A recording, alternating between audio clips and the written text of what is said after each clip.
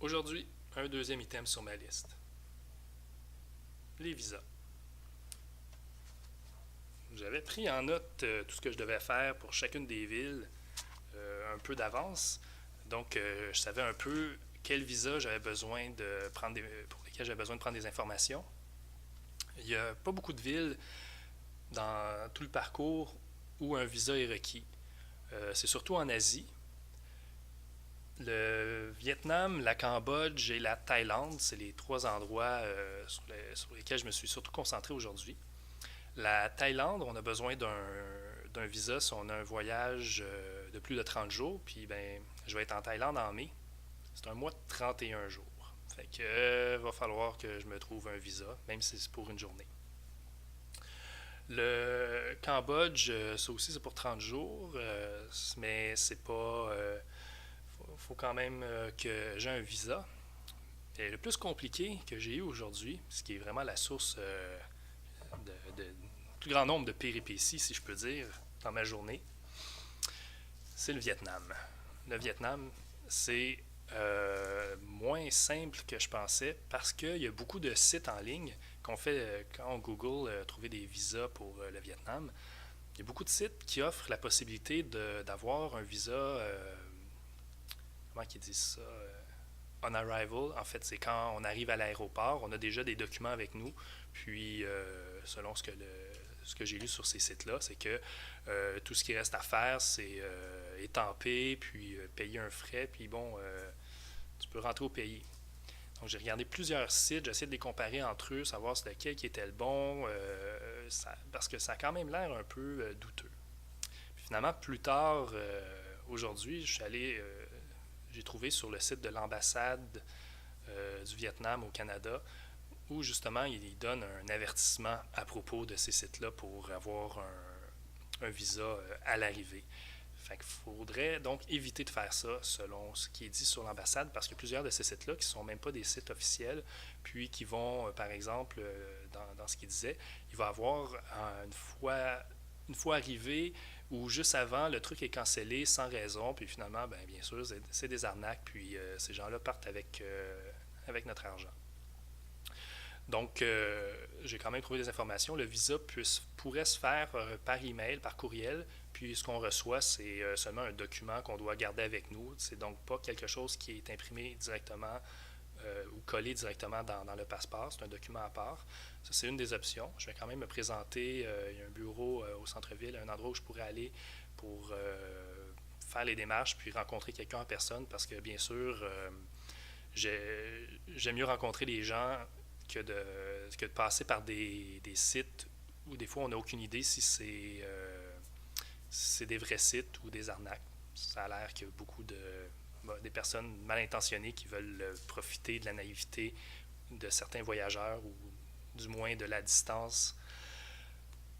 Bref, j'ai réussi à trouver comment faire pour le Vietnam. C'est pas encore fait. C'est au courant de la journée demain que je vais probablement régler tout ça. Puis encore là, peut-être pas.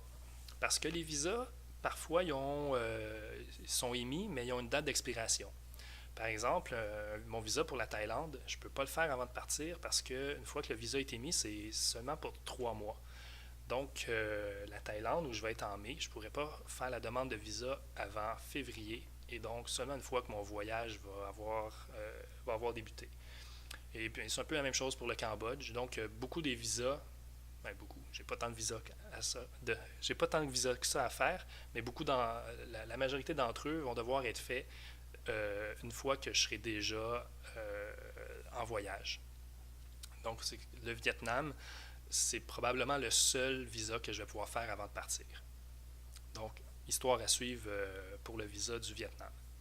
Dans les autres visas où j'ai encore eu un petit peu de difficulté à trouver les informations parce que il y a beaucoup de. Quand on Google, on a beaucoup de pages, beaucoup de résultats.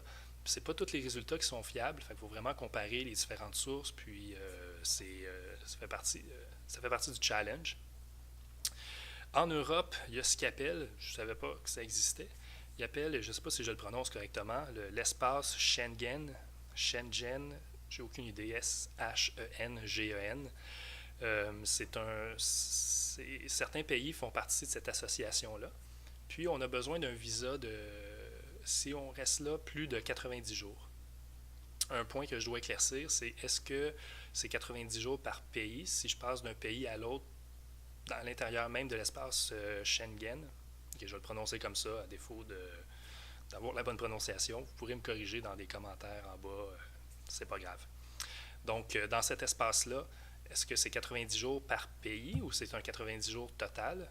Parce que je vais faire, si je me fie à ma liste dans l'espace Schengen, je vais faire la Serbie en juin, suivi du Portugal en juillet, puis la République tchèque en août.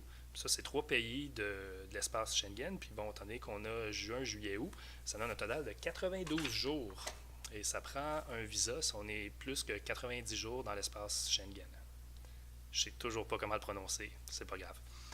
Donc, c'est dans l'information dont je vais avoir besoin prochainement, mais encore là, c'est probablement quelque chose, une démarche que je vais devoir faire une fois le voyage commencé pour éviter que le visa arrive à échéance avant que je rentre dans le pays en question. Donc, c'est où j'en suis aujourd'hui dans ma liste. Puis, j'ai quand même hâte. Toutes ces démarches-là, c'est peut-être